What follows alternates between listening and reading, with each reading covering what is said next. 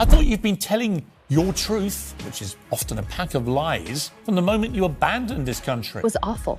It was terrible. It was horrible. Everybody who works for her quits. Everybody says she's a bully. She can't do anything else. She wasn't a great actor. Whining millennial windbags. She's crying for sympathy, playing the victim. Oh God, you wouldn't know the truth if it hit you, which is often a pack of lies, from the moment you abandoned. For years, Meghan Markle's pregnancy with Archie has been shrouded in an odd kind of mystery. What started as hushed speculation on Reddit quickly turned into grainy YouTube videos, TikTok breakdowns, and eagle-eyed sleuths zooming into every photo of her baby bump like amateur investigators on a case. Most people dismissed it all as classic internet conspiracy nonsense. Trolls, haters, wild imaginations. Right? That's what everyone believed. Until now. Because now, the silence has been broken. Not by anonymous accounts or keyboard warriors, but by people who were actually close to the palace. Real insiders. And what they're saying? It's jaw-dropping. They claim the pregnancy wasn't just hidden or private, it was completely fabricated. Yes, fake, as in wearing a prosthetic belly, as in moon bump level fake. You'd expect a story like that to be shut down immediately. But what makes it harder to ignore is how strange everything felt, even back then. No hospital steps, no official due date, no Lindo wing moment. The royal family's classic birth photo op was simply missing. Instead, there was secrecy. And now, we're being told that wasn't just a personal decision. It was a calculated move, a strategy, a cover-up. Allegedly, Meghan wore a fake bump for the cameras, while the actual birth happened in complete secrecy. But the real question is, why? Why go to such extremes? It's like a greatest hits compilation of complaints and self-praise. Harry and Meghan gave up their royal roles in exchange for celebrity status. According to palace sources, it wasn't just about shielding their privacy. It was about crafting a brand, curating an image, creating a story that the public would fall in love with. A modern love story, breaking free from the coldness of royal tradition, shielding their baby from the media circus. And let's be honest, that narrative worked. It helped Meghan and Harry build a billion-dollar empire. They became the face of the mistreated royal couple, the underdogs of Buckingham Palace. That image sold Netflix shows, podcast deals, magazine spreads. But if the foundation of that image, a pregnancy, was fake, what does that say about the rest? Now we hit the real problem. Royal bloodlines aren't just symbolic, they're constitutional. You can't blur the lines when it comes to royal births. There are protocols, rules, legal frameworks that exist to guarantee the legitimacy of succession. If Archie was born via surrogate and that wasn't disclosed or officially approved, it creates a huge problem. Not just emotionally, legally. And what about Harry? What did he know? Was he in on the decision? Was he part of the deception? Or was he also in the dark? Either way, it doesn't look good. If he knew, it's an extraordinary betrayal of the institution he was born into. If he didn't, it raises disturbing questions about the trust and power dynamics within his own marriage. So far, the palace hasn't issued any official statements. But insiders? They're leaking like never before. And the mood has changed. This isn't about keeping the peace for the sake of the family anymore. It's about protecting the crown. The Queen may be gone, but Charles and William aren't playing nice. They've drawn a firm line. Enough is enough. Even former staffers are coming forward. And those who were around Meghan during that alleged pregnancy, they say something always felt off. There were no signs of a nursery. No questions were allowed. Medical info was off limits. Some staff even said it felt like they were helping on a movie set, not supporting a real pregnancy. And now that these truths may be unraveling, everything about Meghan and Harry's story is being seen in a new light. This isn't just royal gossip. This could rewrite royal history. Inside palace walls, wheels are turning.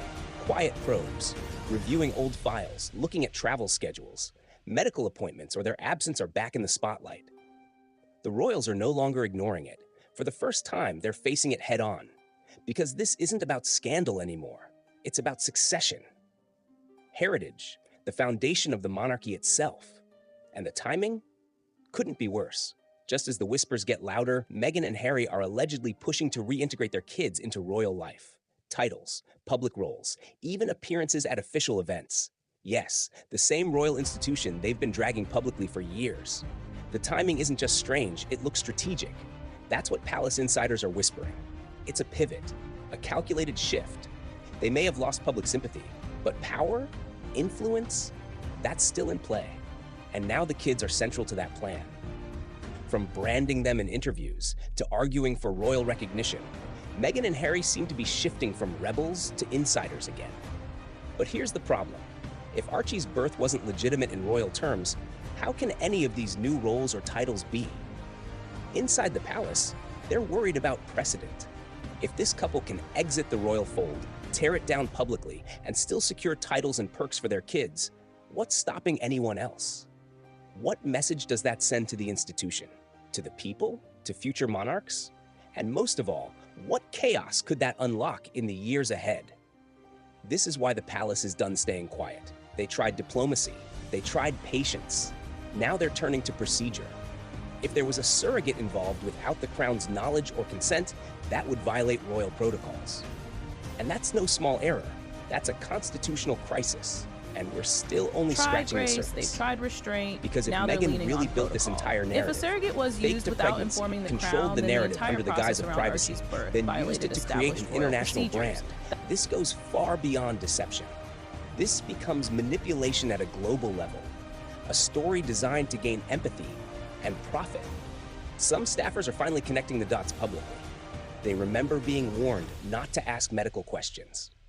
They remember no baby shower, no preparations, no nursery. They weren't treated like a support system. They were treated like background characters. One even said the whole thing felt staged, like a performance, not a pregnancy. And it's not just aides speaking out. Former advisors, even extended family, people who once defended the couple now feel misled. One former insider said they've never seen the royal inner circle more united, not even during Megxit. The deeper the palace digs, the more serious this gets. This isn't a scandal that can be smoothed over with clever PR or a heartfelt interview. If even half of it turns out to be true, the monarchy will have no choice but to reevaluate how it safeguards its bloodline. Because this isn't just about two people. It's about the future of the crown. The palace has always played the long game. Honor, tradition, control. But this time, the stakes are different. If Archie's birth story collapses, it won't just damage Harry and Meghan's public image.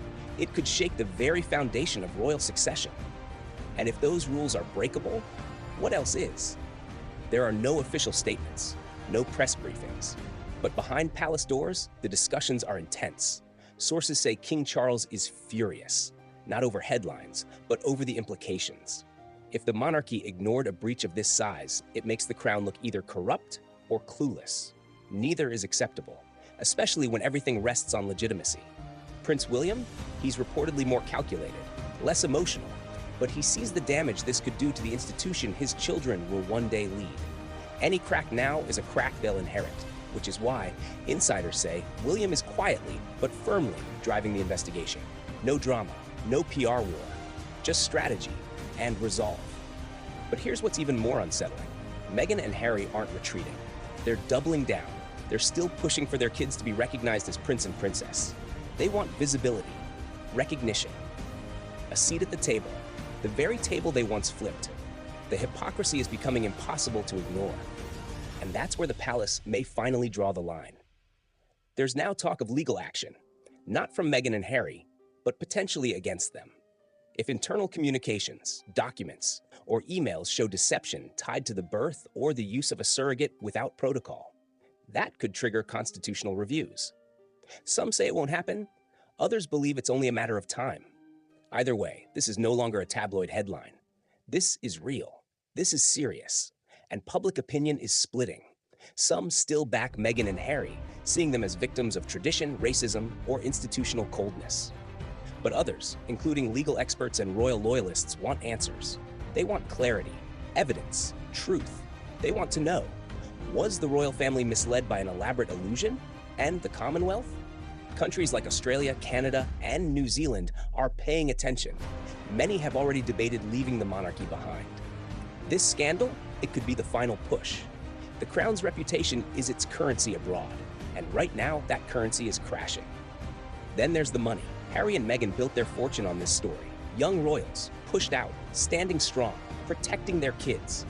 Every show, every deal, every podcast leaned into that image. But if it's based on fiction, even their backers could face backlash. No one likes being sold a lie, especially one wrapped in royal gold. One palace source put it bluntly, this isn't just a scandal, it's a betrayal. And betrayals like this, they echo through the walls. The palace may not go public, but their silence now, it's not protective, it's punitive. The invites have stopped, the bridges are gone. There are no more second chances, just distance. Whatever the truth is, it's rising to the surface. The narrative they built is cracking. And this time, there's nowhere left to hide. The crown is watching, the world is asking questions, and the answers might burn everything down.